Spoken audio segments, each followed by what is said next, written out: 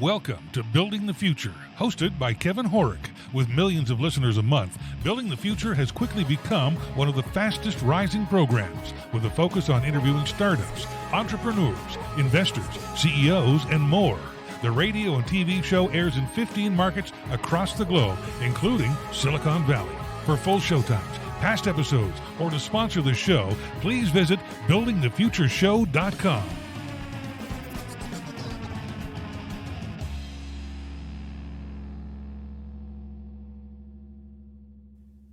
Are you looking for a designer to help you with your next product or startup? When I'm not working on the show, I'm busy working as an award-winning chief design officer and have been doing software design for startups and other companies for over 20 years. I'm also a published author and recently sold a startup to a multi-billion-dollar company. For more information, visit kevinhorrick.com. That is KEVINHOREK.com. Welcome back to the show. Today we have David and Kathryn, co-founders of Apollo Neuroscience. Guys, welcome to the show. Thanks for having us. Thank you so much for having us. Yeah, I'm excited to have you guys on the show. Like I was mentioning a few minutes ago, I am the perfect person, in my opinion, to use your technology. But maybe before we get into all that stuff, let's get to know each one of you a little bit better. And David, maybe do you want to start off with it? Because from what I understand, you actually came up with it. Sure. Where would you like me to start? Maybe if you want to start off just giving a little bit of background on kind of where you grew up, where you went to school, and kind of how you guys maybe, and then we'll talk about kind of how you guys met, and then we'll let kind of Kathryn give a little bit of an overview on herself. Sounds good.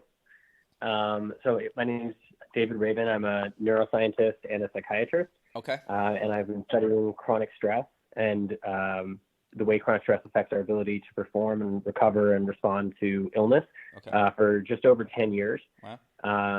I grew up in the San Francisco Bay Area. My parents are both physicians, actually, who were some of huge inspirations to me growing up.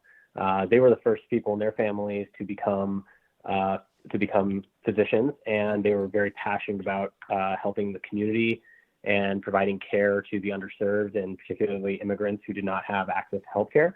Okay. And that was something that always inspired me to see, how much of a positive role they played in the community. That's awesome. With their ability to provide healing for these different groups of people. But for me, one thing that I noticed was that they worked really, really hard to provide care for, 6 to 12 people a day, sometimes more. But my dad was also a research scientist and an electrical engineer, and when he was doing research in my teens on a break from his clinical practice, and brought me into the lab to see the kind of work he was doing, and I instantly realized, watching what he was doing and seeing the impact of some of the publications that he had written in the past, that when you combine research with clinical medicine, it creates an opportunity to help, rather than 6 to 12 patients a day, potentially help millions of people who suffer from different health conditions, and really create changes in public health that are much more impactful. And so I ended up pursuing clinical basic science and neuroscience, because that's what interested me the most, and originally focused on dementia and the aging diseases of blindness. And then realized after about 6 or 7 years of working in the basic science lab with cells, that I much preferred working with the whole person and health on a whole individual's level and a community level. And so I went into seeing that mental health in particular was something that, an area of medicine that was particularly underexplored and lacked in effective treatments. I decided to pursue mental health, which was a great bridge for my neuroscience experience of chronic stress. And over the last 5 years, particularly at the University of Pittsburgh. Originally, I trained at Albany Medical College, and then I went to the university with Sally Temple, who was a huge impact in my life as well. And she discovered that there were dividing adult stem cells in the adult brain, which is something that we didn't know in the 70s and 60s, but now we know very well the adult brain has plasticity. And so I then worked at Pitt to figure out how to tap into that system of learning the adult ability in adults to learn new things quickly, and figured out that we can do that using things like sound and vibration through the skin. And that led into how Kathryn and I actually ended up working together. Very cool. Kathryn, do you maybe want to give a bit of background, and then we'll talk about how you guys met and working together? Yeah, sure. So I'm Kathryn Fantauzzia. I'm the CEO and co-founder of Apollo Neuroscience. I'm from upstate New York. I hail from a little town called Niskayuna, which is about 20 miles west of Albany, which is the capital. Okay. And Schenectady, Niskayuna, is actually the home of GE. Oh, and funny enough, there's two other co-founders from my town. One is the co-founder of MyFitnessPal, and the other is the co-founder of Airbnb. Wow. It's a funny little town because it's just outside of the GE research circle. And so, when I grew up, I thought everyone had a PhD or was a lawyer or a doctor, because it's just this epicenter of folks that are all kind of working on research in a really research and technology and innovation. So it's a little known hub of innovation. But yeah, growing up, I grew up in this little town, and I ended up meeting David after I did my undergrad work at Smith College. Okay. Traveled abroad, and I did some graduate work at the Rockefeller College, which is part of the Albany system, the SUNY system.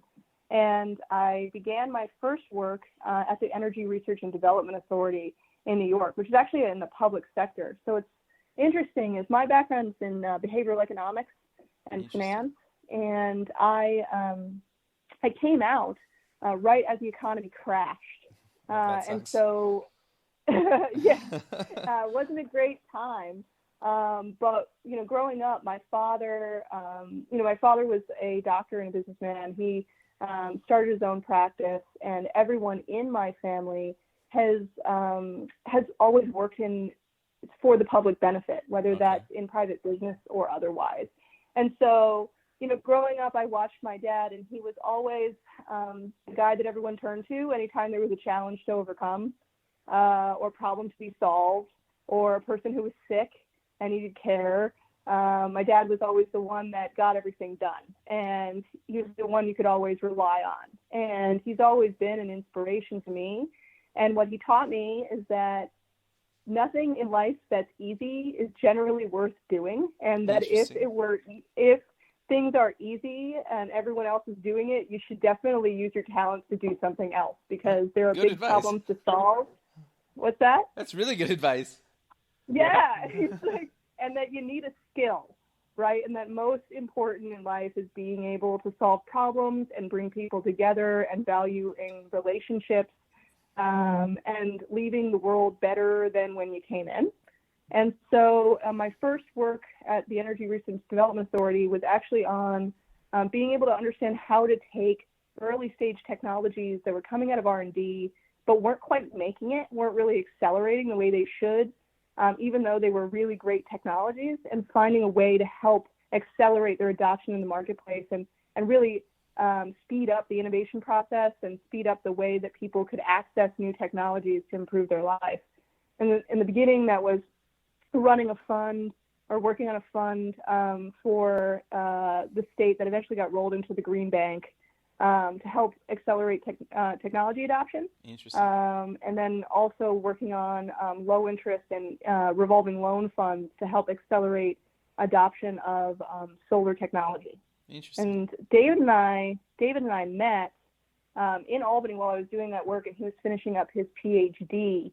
And we met at a house party, and David was very interesting to me. I liked his brain a lot. I thought he was a very creative and innovative guy who had a lot of big ideas. And we had a lot of fun together from the very beginning. Dave and I are very active and do a lot of things together.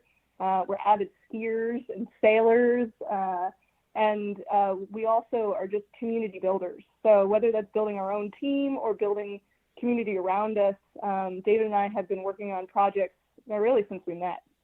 Very cool. And then obviously you guys ended up getting married. Yeah, along the way. Apollo actually happened before that happened. Okay. But yeah, along the way. Very, very cool. So I really want to dive into how did you guys come up with Apollo Neuroscience and what exactly is it? So Apollo came out of my work at the University of Pittsburgh. Okay. And that work originally was focused on understanding the safety pathways in the body, because I worked with people who have very severe mental illness, people who often are considered to be what's called treatment resistant to Western treatments. So they've been through 2 or more treatments of medicine and or psychotherapy and failed those treatments, and they're still symptomatic. And they have PTSD, anxiety, depression, addiction disorders, and things of that nature. And so I would see those people, and what I realized from what they were telling me and watching their clinical progress when we started working together was that when I would taper them off of most of their medicines, and they would practice certain techniques that involved, enhancing their own feelings of safety, and they would get better. And particularly in the office, they would say, I feel substantially better here working with you. But then they would leave the office, and they would oftentimes have symptoms relapse, and they would return, and they would or start using substances again. And this was a constant challenge, and it's a constant challenge for every mental health provider or clinical provider who works with these folks. And so, we started working on techniques that enhance safety, because my patients say the main reason why I don't feel like I'm able to keep my symptoms away when I'm out of the office with you, or out of my meditation or yoga sessions or whatever it was, is because they don't feel safe in their normal environment. And so that really got me thinking, because there's a lot of really good techniques for inducing safety that have been around for thousands of years, some of which are soothing, calming music, which is used oftentimes in many cultures for healing, and we now use it for musical therapy and psychology. And then also soothing, calming, gentle touch, like massage or other kinds of touch therapy, acupuncture, and things of that nature. And so I started studying those therapies, and then studying meditation and mindfulness and biofeedback. And it turns out that almost all of these techniques induce similar states in the brain and the body that correspond to a state of safety. And that state of safety is something that you can measure with a heart rate monitor and a respiratory monitor and EEG brainwave measurements and these different lab techniques. And so I realized that the 2 ways to induce safety in somebody most powerfully, immediately, without requiring any effort from them, were gentle soothing touch and music. And so we basically studying all of this literature from the past, we pulled out the frequencies that have been studied that seem to be the most effective at inducing these safe states in the body. And then we started testing them on ourselves in our lab and our colleagues. And we found that there were certain frequencies that really stood out. When people felt them, within minutes, they just felt calmer and they felt more focused. Wow. And so after about a year of playing around with that, Kathryn helped us raise money for our clinical trials at the university. And then we showed through double-blind, randomized, placebo-controlled clinical trials that, without a doubt, these unique layered frequencies are especially effective at changing the body and changing the mind-body relationship to improve feelings of focus and calm that actually show real performance gains on stressful tasks in the lab. Yeah, and so I guess from my perspective, David had been doing this research, and being the New Yorker and the skeptic that I am, I was, awesome. I was like, you're going to use vibration to help people deal with their stress? Okay, sure. And then as the research progressed, it was very promising, and the university approached David around entering these entrepreneurial competitions to get these research dollars to be able to further prove out his technology. And well, that's kind of my whole background. And so David came to me and said, hey, Kathryn, I don't even know what a pitch deck is. They want me to come into this, they want me to pitch for money to fund some research. Would you mind helping us? And I said, oh, no, sure. And so we raised several $100,000 worth of non-dilutive funding. And then David went ahead with his colleague, Dr. Greg Siegel at the university, and they began to do trials. The first of which was a double-blind, randomized, placebo-controlled crossover trial, because the truth was for us is that we had tried it on ourselves and found that we felt more relaxed, or that we felt like we could fall asleep or focus better. But, trying it on yourself, you're naturally biased. And so both of us wanted to see real clinical data that was blinded to be able to feel comfortable that the technology was, worth continuing to pursue. And when the results came back, we saw that we increased people's feelings of calm under a stress task, and that we increased their ability to perform on that task. We increased their accuracy substantially. And that, very interestingly, the technology reversed the futility process. So most people, what I mean by that is, normally when you are doing something monotonous or stressful, what ends up happening is you're trying to focus on that thing. Like, imagine being stuck in, a standardized test and or taxes. And you're working at something, but you are now getting distracted because it's awful and you're bored. And you're worried you missed the last question. And you start having these negative intrusive thoughts that are either, wow, this is so boring, or, oh God, I'm so bad at this. And what ends up happening is your brain activity goes up and up, but your performance goes down. Yeah. Well, sorry to interrupt you, but can I give you an example and you tell me if this is what we're talking about? Because I think I struggle with this like to a T. Like if I have to send even like a simple email to somebody important, I find that like that is almost one of the most stressful things for me. Even if it's like two sentences, I'll end up even like spelling something wrong. And then you feel like a complete idiot because you're like, it's such a simple task, but you're so like worried about everything else, you screw up almost like the simplest thing in that task. Is that an example of what we're talking about, or what are your thoughts on that? Yeah, you've absolutely nailed at least one example of how this works. So what happens is, particularly if something's either you hate it, you're bored, or it really matters and it's super stressful to you, because if you write this email in a great way, this guy's going to contact you. But if you don't, he's going to think you're a dope and he's not going to want anything to do with you. Yeah. And what ends up happening in the body, there's a real reason for what you've described, your typo or the missing word or whatever it might be. The reason that happens physiologically is that your body gets stressed out. Sure.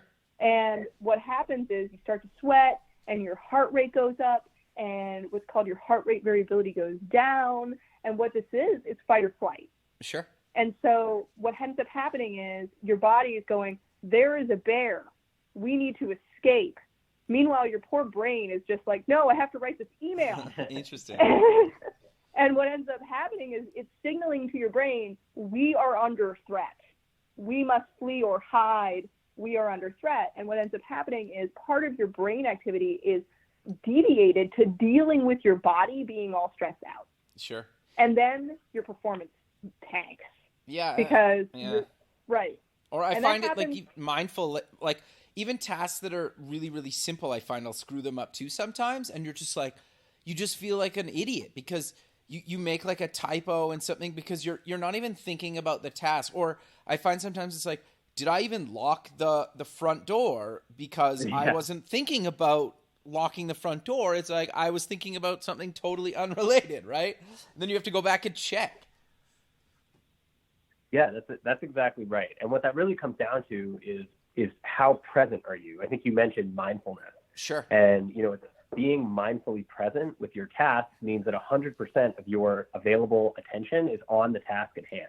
And when 100% of your attention is on the task at hand, then you're going to do that task to the best of your ability without making mistakes. Sure. And if 50% or more of your attention is diverted to other things, then you're going to be really likely to make mistakes, even in the most simple tasks. Sure. And that's really what we showed in the lab. And the task that we use is exactly like you described. It's a very simple task that is very difficult to do when you're stressed out. And the way that Apollo works to improve this response is by sending these gentle, soothing vibrations to the skin through a small wearable that the frequencies activate your touch receptors in your skin, just like somebody holding your hand who you like when you're stressed out, or just like hearing a nice song come on that calms down when you're stressed out. And these frequencies activate your nerve cells in your skin that instantly send safety signals to the emotional cortex of your brain that say, hey, Kevin, you're safe. You can just focus on this email right now and get it over with. And it's not something to worry about. And it works. Right. And I think that's important in the work environment in particular, because so many of us, like, you forget whether or not you locked the door, or whether you turned on the dishwasher, or whether you fed the cat, because you're projecting into the future, right? Yeah. The body is always here, but our mind is all sorts of places.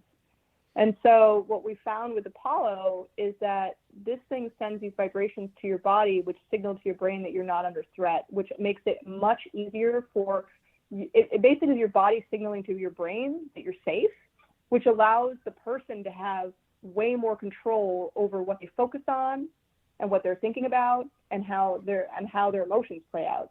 Like, for instance, if you're laying in bed at night and your brain is thinking about all the things you didn't do or all the things you got to do tomorrow, you're going to have a really hard time falling asleep. That's not just because your mind's racing. Your mind is partially racing because your body feels stressed out. Your body is in a fight or flight mode. And what's happened in the U.S. and abroad, I mean, I think it was last week, the World Health Organization defined burnout as an actual treatable syndrome that needs to be addressed, which is just chronic work-related stress. And what's happening physiologically is we're sending ourselves into fight or flight mode all the time. Okay. And this causes a dysregulation in our bodies, which makes it's hard to meditate or deep breathe or use your apps to calm down when your body is signaling to your brain that you are not safe. And so what Apollo does by sending these vibrations is increases the feeling of safety. And we've seen that not only in the subjective responses, but in these lab trials to actually demonstrate that people's bodies calm down, right? Their heart rate settles out, their breathing evens out, they stop sweating so much, they feel better, and therefore they can focus better or they can fall asleep faster. And that's what's really exciting, is that this tool works really quickly. Within a couple minutes, you'll notice the effects. You can track it in the app. You can actually see your progress over time. And what we're doing is we're empowering the individual by helping bring the body back to homeostasis so that they can decide what they're going to pay attention to and how they're going to focus, and get them restorative sleep so that they can feel better and perform at their best, and not be frustrated that they, forgot to dot the I's and cross the T's, because they were present in the moment. They were there in it. They were able to get in the zone and focus. No, very cool. So you guys quickly both covered it, but I really want to dive more into the actual wearable and the app, and how these things work together and actually work with people. So walk me through. So I buy. What exactly is the wearable? Is it like a watch type thing, or how does it work? Yeah. So the wearable is a sports band. Okay. And it can be worn on the wrist, or it can be worn on the ankle. Okay. Does it have a screen? No, it doesn't have a screen. So it looks like a sports band, and the band goes over the top, so you can change out the band, right, and make it look like you want it to look. And it's small, and you can either wear it on your wrist or your ankle. Okay.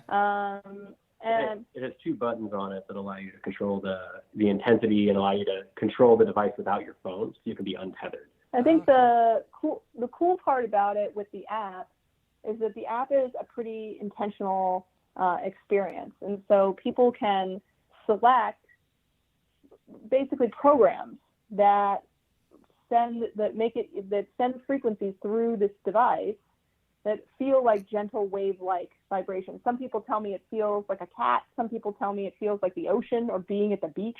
Oh, interesting. And what it does is they'll select a program, to either wake up or focus better, or to help them fall asleep faster. And what's really neat is that the Apollo software can integrate into biometric data so that you can track your health progress over time. And so I think a key difference is a lot of technologies are trackers. Sure. Right, where they tell you how many steps you took or what your heart rate's like, but it's hard for a regular person to know what to do with that information.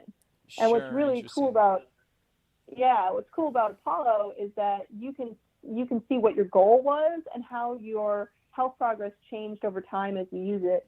And it's a real intervention, it's a real tool that makes it easier for you to achieve those goals that people are using other wearables for, right? I want to get better sleep. I want to be healthier. I want to, I want to track my health progress and see, if I can work out more, live a healthier life, meditate more. And Apollo really is a tool to help facilitate those actions. And we find that over time, people fall asleep faster, they get better rest, they feel better, they're able to focus better at work. 95% of our users are reporting that they fall asleep faster and are able to focus more easily. And they can track that. They can see quantifiably that what they're experiencing is happening, and they can track that with their data. Interesting. So I want to dive, you mentioned kind of focus and sleep, but you guys also talk about on your site about like kind of re-energizing and actually being social, because I think at least in my past experiences, sometimes when you're burnt out or you're stressed out or both, you don't want anything to do with anybody really, right? You kind of just want to go to your job, come home and just kind of completely check out. So how do you guys use Apollo to actually help in those cases? So one of the things that's happening is that when you get chronically stressed out, your body starts to become fatigued, right? Okay. So if you are working late all the time or you have a lot of stress at work or at home, what ends up happening is you start to run your body down. And the body naturally gets run down over time if we don't get sufficient rest. And that rest isn't necessarily just taking a break, right? Like you might not get restoration even if you spend some time, watching television or whatever it may be. That doesn't necessarily mean you've restored yourself. The way to restore yourself is to really allow the body to rest and to really allow your body to come back to homeostasis, because we have to build ourselves back up in order to be able to engage. And so the way that Apollo helps people socialize better or to really manage their energy is it sends these vibrations that improve the body's recovery. And the way it does that is by signaling safety to the brain. And so when you're really run down and stressed out, your brain is firing fear. And when your brain is saying fear, we're stressed, we're under threat, we need to rest, what ends up happening is if you deep breathe or you meditate or you take time to regularly exercise, you're going to help bring your body into a restorative state, and you're going to feel better, you're going to feel more energized, you're going to be able to go out and socialize. Apollo works in the same way, but through a different pathway. Interesting. So Apollo sends these vibrations to the body that signal this safety to the brain, and by doing so calm the body. And when the body calms down, the mind clears, and people report feeling much better, feeling at ease, and having an easier time kind of in active social situations, because their mind isn't elsewhere. They're not thinking about all the things that are stressful. They're just thinking about being in the moment, being present, communicating with other people, and it really facilitates an ability to have a much more enriching experience. Because when you feel better, you're able to be your best self, right? You're able to express who you are. And you're not judging yourself in real time also. Sure. I think that's a big part of it. You're in a state where you're much more, open to others and compassionate to yourself, and you're present with the moment and not resisting what's happening. You're able to sort of go with the flow. And similarly, that's one of the things we showed in our study, was that Apollo seems to be improving performance by inducing flow states or these peak performance states, which is also critically important to have meaningful relationships and positive social situations. Yeah, and one of the ways we track this is HRV, which is heart rate variability. Okay. And heart rate variability is really a measure. It's a well-validated measure. I mean, if you have an Apple Watch or Fitbit or a variety of other trackers, they'll track HRV. And what HRV is really telling you is where am I on the stress spectrum? Okay. Right? If your HRV is low, it generally is a sign that you're maybe tired out, you haven't slept well, your body is strained, you might be getting sick, but you don't feel that great. And HRV is really a metric to say, ooh, I don't feel very good, and look at my HRV. Right. Not so good. And when you are well rested and you're not stressed out and you practice meditation or mindfulness or deep breathing or regular exercise, basically if you're healthy, your HRV is high, consistently high. And having low HRV one day or a couple days isn't a big deal, but when your HRV is low over time, it's a sign that you might be predisposed to being anxious or having trouble sleeping. And what it is just a sign that your body is really stressed out. And so one of the ways we measure what Apollo is doing is HRV. We have shown in the lab trials that Apollo can increase heart rate variability, but we've also seen in our users over time that their heart rate variability improves over time when they use it. And the reason is that they're able to calm down more easily and they have more control, and that they're also able to get the restorative rest they need in order to be able to bounce back and to focus well and to work well. And Apollo is here as a tool to help people feel better. And what's been really great for us as data nerds is to be able to see that not only do people feel better, but we can see it and they can see it for themselves too. Interesting. So I want to get your guys' thoughts on something, and we kind of touched on it a little bit before we actually started recording, but I think, like, obviously mental health seems to be getting a lot more traction, and a lot more companies and individuals and people and society seem to be at least having the conversation and trying to make it somewhat normal, and that I think everybody will go through it at some point in their life, just at varying degrees. But I feel like we're talking about it more, but very few people and or companies and society isn't really actually doing anything about it. Do you agree with that, or what are your guys' thoughts around that? So I definitely think people are talking about it more. Sure. And that's a real issue, right? If the World Health Organization is defining burnout as a diagnosable disorder that needs to be treated, right, we're reasoning at a global scale that things are going on. And in the U.S. in particular, we have 120,000 deaths a year to stress attributed illness, right? And then, like, the average person is losing over 11 days of productivity each year just because they're stressed out. And that could mean like couldn't go to work that day, or it could mean they went to work and they couldn't focus, or they got sick because they need to take a mental health day. And it's making a big difference in people's lives as individuals, and it's making a big difference to the way that we work and group dynamic at work and people's level of satisfaction. Because if you're so stressed you can't focus, you don't feel good about what you do every day, and that is negative. And so I think people are definitely talking more about it. Businesses are definitely trying. If you see corporate wellness programs, I mean, people are starting to invest in these and people are seeing a return. The challenge is that, the challenge is a lot of this is behavior change. And a lot of onus is put on the individual, that it's their responsibility. And the reason that that's hard is because we're not being set up in a way that's really easy. Because, part of the reason that we're burning out is because the human body is not designed for the way that we work. Right. Constant email and constant connectedness and distraction is sending a fear center in our brains into overdrive.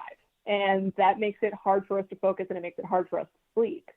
And so one of the really interesting things about Apollo as a tool is that it's sending these vibrations that signal safety. And that what we've seen is that gives, by giving a person that moment of pause, they're able to focus better and perform better and fall asleep better, not because it's a magic pill, but because what it's doing is the same things that meditation and yoga and mindfulness do, but in a different modality. And really it's just accelerating your ability to recover from stress so that you can have more control. And that was really our whole purpose.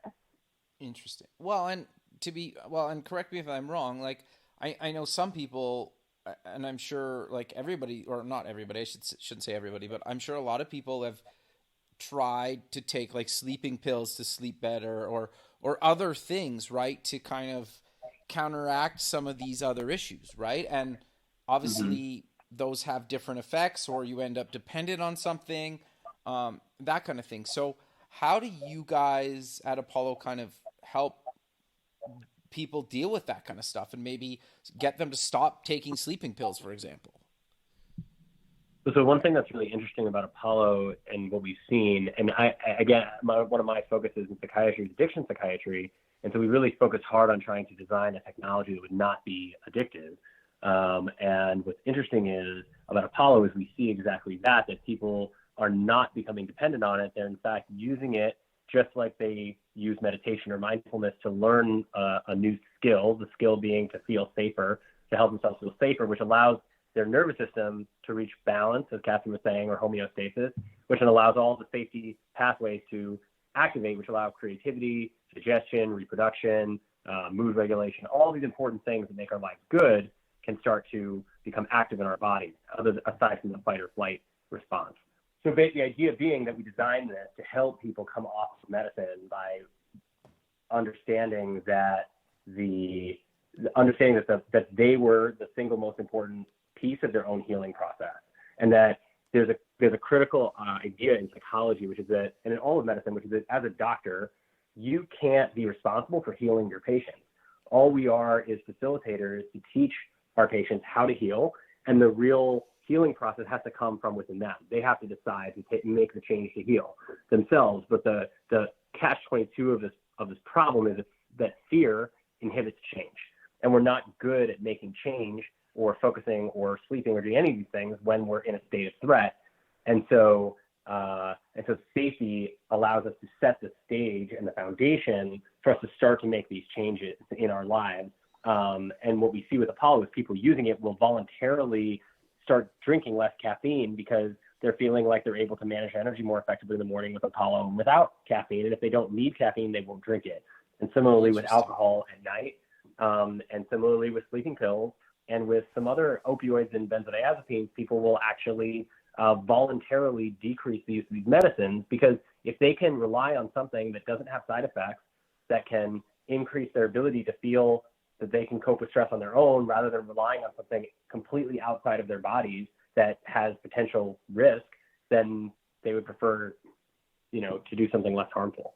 I think you bring up an interesting point about people having trouble sleeping and focusing, and so they end up turning to these medications that are habit forming. And we've all seen kind of the negative consequences of some of these. I mean, opioids being one that's very obvious Sure. for the current opioid crisis in the U.S., but also overuse of sleeping pills and benzodiazepines. And a lot of people are resistant or fearful of taking these things because of the habit-forming nature, but they are prescribed them and they use them because they're suffering, right? Yeah. And they're suffering with real human challenges. I mean, not being able to sleep is so frustrating. Yeah. And sleep is so critical to our health. And people get really, like, they don't want to, but they end up feeling like they have to. And they have to rely on something like a sleeping pill to help them go to sleep, because they're so desperate to go to sleep.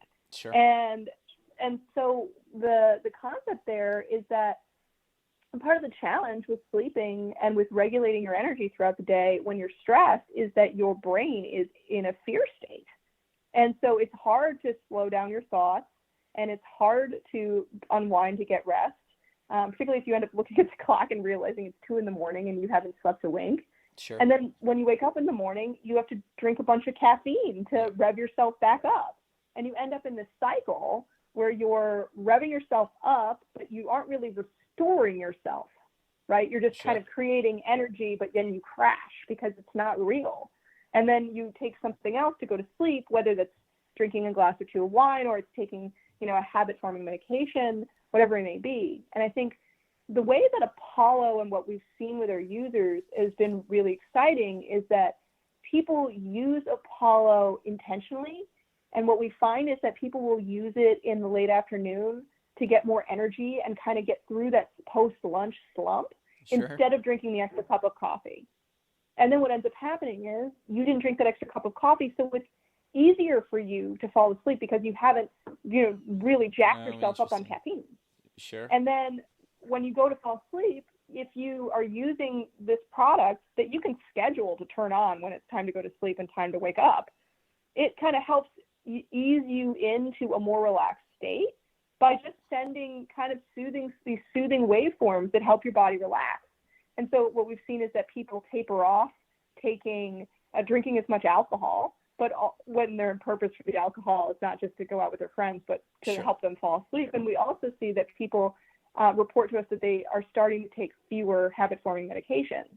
And the reason for that is because what Apollo is doing is it's helping them have more autonomy and more control over the way that they feel. And so because they feel better, they don't end up taking the medication. They don't feel like they need the medication to feel better. Right. And I think that the point there is that no one wants to feel like they need something. right? No one wants to feel like they are not empowered. And I think the point with Apollo is that this simple technology really accelerates your body's ability to recover. And it's non-invasive and it's non-habit forming. And you can, by signaling the body that you're safe, much like the way soothing music works or meditation works, is that you're just speeding up how quickly your body can relax. Right. And that allows it, really what it does over time is that we see people continually use it, but that their use of it becomes very intentional, and that over time the body gets into these states of calm much quicker. Much like if people meditate regularly or exercise regularly, the body starts to learn that cycle. And it's really important to understand that, you know, we are what we practice. So if you practice being stressed out, your body will be stressed out. If you practice being safe and calm, your body will learn to be calm. That's why people struggle to learn to meditate in the beginning, because you have these negative intrusive thoughts and you're not calm. So your body is not in a calm state. It makes it really hard to meditate. But over time, your body learns how to do that. Right. And it becomes easier. Yeah. And so Apollo works the same way by sending these neural pathways of safety. Your body's like, oh yeah, my email is not a bear. This traffic jam isn't going to kill me. This phone ringing is not a real threat. And what ends up happening then is that you relax and you have more control. And so Apollo is really just here as a tool to help people take more control so that they can sleep better and they can focus better, and they're not reliant on something outside themselves. It's just a way of training their bodies to combat what is not natural, right? The constant email pings are not normal, but we have to adapt to this, you know, to the world we live in and modern life. And so this is a tool to use technology in a way that actually benefits people. No, yeah, interesting. So when are people going to be able to get the actual band and the app? So Apollo is going to be officially released in the fall. Okay, because we are kind of coming to the end of the show. So I want to know, is it going to be Android, iOS, or how does that going to work? So the app is available on both platforms, okay. Apple and iOS. And the way that someone gets Apollo is they go to our website and they subscribe. And so Apollo is not selling hardware. You subscribe, monthly subscription to the app, okay. And we send you the device for free. And the reason for that is that the app learns about you over time. Okay. So to curate the experience. So as you use it, the software learns which frequencies work best for you, what time of day is best for you, and so the as you use it, the experience gets better and better and more individualized to you. Okay, and then how much is it going to be? Have you guys figured that out yet? So we're looking at the monthly subscription, but it will be somewhere between the $15 to $30 a month range. Okay, no, that makes a lot of sense. And so where can people actually go get more information about you guys? And if you want to mention any other links to close out the show? Sure. You can find out more about us at apolloneuroscience.com or apolloneuro.com. So that's APOLLONEURO.com. Perfect. Well, I really appreciate you both taking the time out of your day to be on the show, and I look forward to keeping in touch with you, and have a good rest of your day. You too. Thanks. Thank you so much. Thank you. Okay. Bye. Thanks for listening. Please visit our website at buildingthefutureshow.com to join the free community, sign up for our newsletter, or to sponsor the show. The music is done by Electric Mantra. You can check him out at electricmantra.com and keep building the future.